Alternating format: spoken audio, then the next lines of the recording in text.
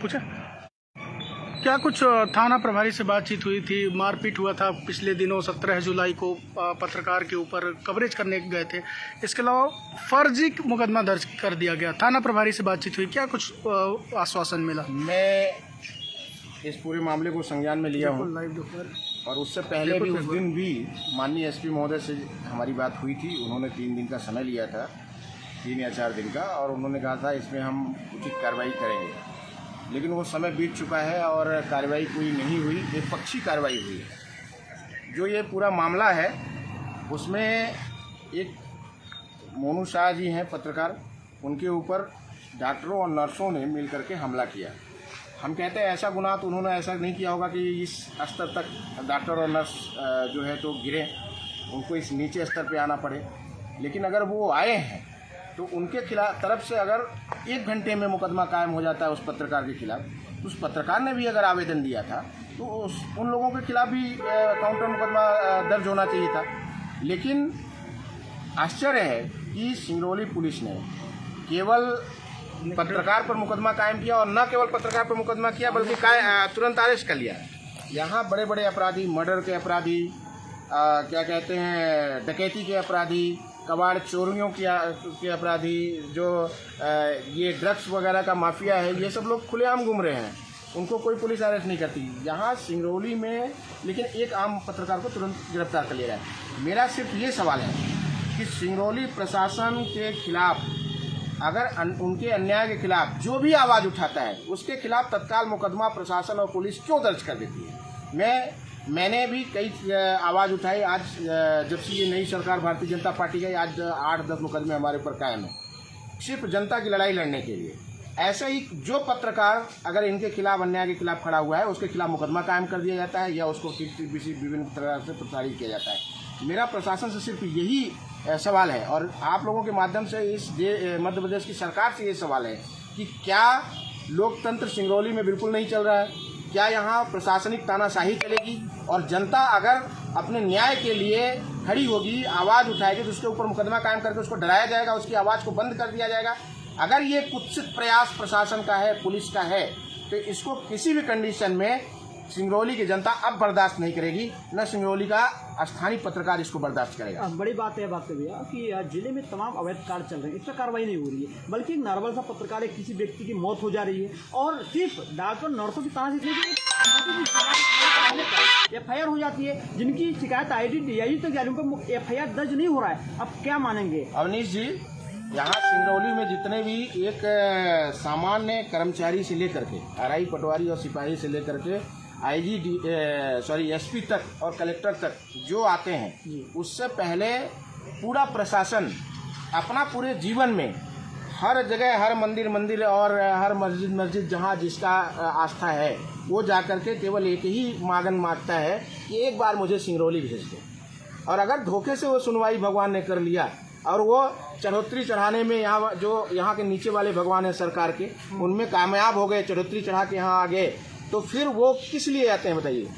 वो तो इसलिए उनकी मनसा बना के ही आए हैं सिंगरौली में कि अगर मौका मिले तो यहाँ की जनता का, यहाँ के लोगों का सिरेंज से खून निकाल के बेच दे, इसलिए वो मनसा बना के आए। तो उनसे आप अपेक्षा कैसे कर सकते हो कि कबाड़ पे क्या कहते हैं, कबाड़ पे, कोयला चोरी पे, इन पे कार्रवाई करेंगे, डकैती पे, चोरी अपराधियों पर कार्रवाई करेंगे? ये तो सिर्फ पैसा तो नहीं से मिलता है, एक गरीब और गरीब और आम आदमी से पैसा लगातार उपेक्षा हो रही है। अस्पताल से प्राइवेट अस्पतालों में भर्ती किया जा रहा है डॉक्टरों की। आपको मैं बता रहा हूँ अतुल जी कि ये बहुत बड़ा, बहुत घिनौना प्रचलन शुरू हो गया है, क्योंकि यहाँ ट्रामा सेंटर और नेहरू हॉस्पिटल सिंगरौली की जनता के जीवन ये के लिए लाइफ लाइन है। स्वास्थ्य व्यवस्था अगर देखी जाए तो इनके द्वारा, या जो एक आम आदमी है, जो गरीब व्यक्ति है, सामान्य व्यक्ति है, और यहाँ के मध्यम वर्गीय परिवार है, इनके पास अपने परिवार के लिए और अपना इलाज कराने के लिए ट्रामा सेंटर और नेहरू के अतिरिक्त तो कोई दूसरी व्यवस्था नहीं है। लेकिन आपको बता दूं कि इसमें एक नया प्रचलन चल गया कि कई प्राइवेट हॉस्पिटल खुल गए और वो डॉक्टर अब इस ट्रामा सेंटर को और नेहरू हॉस्पिटल के डॉक्टर जो बाहर प्रैक्टिस कर रहे हैं, वो अपने नेहरू हॉस्पिटल को केवल मरीज वहाँ से निकालने का माध्यम समझ रहे हैं। इसके अतिरिक्त तो कुछ नहीं। वो लोग उसी मरीज का वहाँ अच्छे से पेशेंट इलाज नहीं करते। वो कहते हैं यहाँ कोई व्यवस्था नहीं है। उनके यहाँ जाकर के देखो क्या व्यवस्था है। सारे का सारा डिस्ट्रिक्ट हॉस्पिटल से भी गंदी कार्रवाई क्यों नहीं होती है? जितने भी प्राइवेट हॉस्पिटल हैं, मैं हर जगह जाके आया हूँ, एक डिस्ट्रिक्ट हॉस्पिटल से भी गंदी व्यवस्था है, वहाँ कोई सफाई नहीं रहती। इसके बावजूद भी वो कहते हैं ट्रामा सेंटर में कोई व्यवस्था नहीं है। मैं तो दावे के साथ कहता हूँ वो एक प्रशासन का व्यक्ति हो, एक लीडर हो और मीडिया के लोग हो, चल करके दोनों की तुलना करें और फिर हम कहते हैं ठीक है आप प्रैक्टिस करो अपना बाहर, लेकिन जो आपकी ड्यूटी अगर वहाँ कर रहे हो या तो नौकरी छोड़ दो, और नौकरी कर रहे हो तो जितना सैलरी ले रहे हो उतना तो कम से कम काम करो। फर्जी मुकदमा क्यों कर रहे हैं? फर्जी मुकदमा सिर्फ इसलिए कर रहे हैं कि यहाँ के जनप्रतिनिधि जो हैं, जो चुने गए हैं, वो एक नंबर के थर्ड क्वालिटी के लोग हैं, गिरे हुए लोग हैं, और ये कह लीजिए कि निहायत बेकार और क्या कह सकते हैं उसको कि ख़त्म लोग हैं। वो कुछ नहीं, उनको एक तो ज्ञान ही नहीं है, दूसरी बात ज्ञान भी अगर थोड़ा बहुत किसी ने दे दिया बगल से तो करने की हिम्मत नहीं है। यहाँ सिरौली के लिए जनता के लिए एक अच्छा जनप्रतिनिधि होना जरूरी है। जिस दिन जनप्रतिनिधि खड़ा हो गया आप देखिएगा सारा सिस्टम अपने आप ठीक हो जाएगा। अगर पत्रकार के साथ न्याय नहीं होता तो आप क्या करेंगे? हम आंदोलन करेंगे। देखिए आपको एक बात बता दूं कि अगर हमने टीआई महोदय से बात की है, उन्होंने आश्वासन दिया कि नहीं इसमें उचित कार्रवाई हम करेंगे। उन्होंने सीसीटीवी कैमरा मंगाया है। मुझे उनसे अपेक्षा है कि सीसीटीवी कैमरा को देख करके और वो अपोजिशन पार्टी में भी, यानी उन नर्सों पर और डॉक्टरों पर भी जिन्होंने हाथापाई की है, उनके ऊपर भी तत्काल मुकदमा कायम होगा। और अगर नहीं होगा तो इसका हम हाई कोर्ट तक लड़ाई लड़ेंगे। क्या राजनीतिक दबाव हो सकता है? इसका क्या कारण है? अचानक राजनीतिक दबाव क्यों नहीं होगा? अचानक आप समझिए कि कुछ आज की डेट में माला पहनाने वाले नेता पैदा हो गए जी। डॉक्टरों को हम कहते हैं कि ये आज आपने देखा होगा, उससे पहले कार्रवाई हुई थी, उससे पहले हम लोगों ने धरना दिया था, एक पत्रकार के साथ बदतमीजी हुई थी, ठीक है ना, तो हम लोगों ने धरना दिया था, उन लोगों को संगठन पत्रकार संगठन ने भी धरना दिया था। उस समय कुछ तुच्छ मानसिकता के जो है और नैरो मेंटेलिटी के और जाति राजनीति करने वाले, चाहे वो पार्टी कांग्रेस हमारी पार्टी के रहे हों चाहे भाजपा के, दोनों पार्टियों को लोग जाकर के माल्यार्पण किए। मैं आज उनसे सवाल करना चाहता हूँ कि ये मोनू शाह नाम है इनका, ये भी साहू समाज का लड़का है, क्या इसकी इज्जत उसके बराबर नहीं है? वो इसलिए वो साहू समाज का हो गया और वो वंदनीय हो गया, पूजनीय हो गया, उसको जाकर के लोग माल्यार्पण करेंगे कि वो डॉक्टर है और ये गरीब परिवार का लड़का है, इसलिए ये इसके ऊपर मारेंगे तो कोई कार्रवाई के लिए आएगा तक नहीं। इसका साथ देने के लिए कोई साहू समाज का नेता खड़ा हुआ? क्यों नहीं खड़ा हुआ है मैं पूछता हूँ। और वो व्यक्ति जो कि लगातार ऑन रिकॉर्ड उसके खिलाफ कि वो दारू पी करके वहाँ पे इलाज कर रहा था, दारू उसकी पकड़ाई वहाँ पर, एक बार नहीं दो बार पकड़ाई, और लगातार अन्याय कर रहा है लोगों के साथ। वहाँ पूरे ट्रामा सेंटर को ये लोग अय्यासी का अड्डा बना रखे हैं, तो इसके बावजूद उसका माल्यार्पण करने जाते हैं। और ये साहू समाज का गरीब लड़का है, तो आज वो नेता सब बिल में घुस गए, चूहे बन गए। यही केवल मतलब साहू केवल जो बड़ा है, जो महत्वपूर्ण है और जो क्या कहते हैं पैसे वाला है, वही साहू है, उसी की इज्जत है और इसकी इज्जत नहीं है। गरीब परिवार का लड़का है तो बताइए वो नेता कहाँ गए? क्यों नहीं आए उसके खिलाफ? इसको क्यों अरेस्ट कर लिया गया? एक सेकंड में अवैधानिक रूप से क्यों अरेस्ट कर लिया गया? क्या लगता है कि प्रशासन क्यों इसके खिलाफ मुकदमा कायम कर दिया? क्या एक भी साहू समाज का नेता आया इसके साथ? नहीं आया। ये लोग केवल सुनिए, ये केवल भौड़े हैं और साहू समाज के लोगों को भी ये समझना होगा। ये जो हम कहते हैं कि जो साहू समाज के नेता उभर के आए हैं, कितने गरीब साहुओं को आगे उठाए हैं बताइए? 2-4 लोगों को ठेकेदार बनाने के अलावा अगर किसी ने कहा हो, किसी ने आम गरीब साहू को की मदद की हो? मैं तो सुबह से शाम तक कितने साहू समाज के लोग हमारे पास आते हैं, बेचारे अपना छोटे छोटे चीज़ों के लेकर के आते हैं। किसी की ज़मीन हड़प ली गई है तो किसी को एनटीपीसी में समूह बना के रखे हैं बेचारे, 7-7 साल से 8-8 साल से उनको एक काम नहीं दिया गया। और सबसे बड़ा मामला ये है कि यहाँ के जितने साहू समाज के गरीब तबके के लोग हैं, उनकी ज़मीनें पटवारी आरआई बेच दिए हैं, इधर उधर नक्शे में कर दिए हैं। वो बेचारे परेशान हैं, इस अधिकारी के पास उस अधिकारी के पास कोई साहू समाज का नेता उनके साथ खड़ा होने वाला नहीं।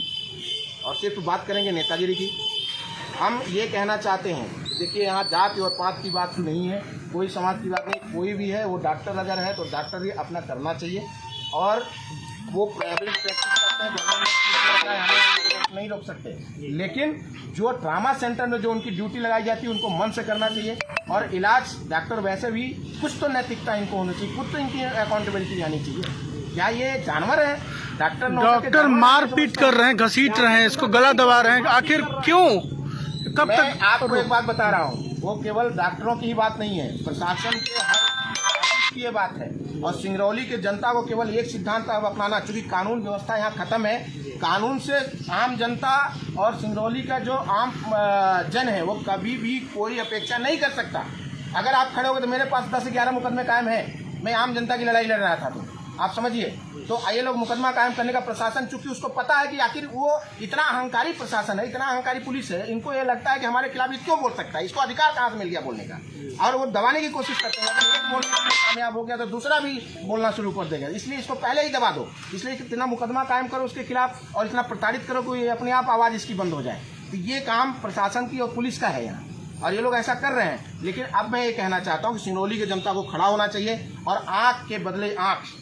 अगर वो लोग, हम लोग प्रशासनिक कार्रवाई यहाँ पे मांग रहे हैं, मांग कर रहे हैं, एक नियम कानून से चल रहे हैं, अगर वो लोग कार्रवाई करेंगे तो ठीक है, नहीं एक टीम बना करके मारो। एक ही काम है, मारो और मार खाओ।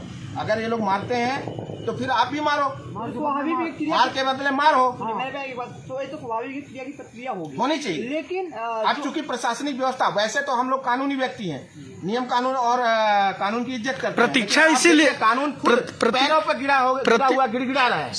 कानून है कहाँ सर? ये कानून तो एक केचुए की तरह रेंग रहा है। प्रतीक्षा इसीलिए किया गया है क्योंकि एसपी साहब ने भी बोला और प्रशासन ने भी बोला। मंडे तक हम अपेक्षा किए हैं, एसपी साहब से आज भी बात हुई, आउट ऑफ स्टेशन है, मंडे तक हम अपेक्षा किया। मंडे को उनसे हम मिलेंगे, हम माननीय कलेक्टर महोदय से भी मिलेंगे और आप लोगों की मदद हम करेंगे एनी हाउ, जैसे भी हो सके। और अपनी कांग्रेस पार्टी के जो ईमानदार वर्कर हैं, जो राजनीति सेवा जन सेवा भाव से करते हैं, वो सारे वर्कर खड़े रहेंगे आपके साथ। जो दलाल हैं, जो हर पार्टी में होते, जो कबाड़ी टाइप के लोग हैं, वो नहीं खड़े होंगे। वो जातिवादिता पे जाएंगे या किसी अपने बिजनेस के लिए जाएंगे, उनसे अपने को अपेक्षा नहीं है। लेकिन जो समाज सेवा के लिए राजनीति कर रहे हैं वो खड़े होंगे और भास्कर मिश्रा आप लोगों के साथ खड़ा रहेगा। धन्यवाद।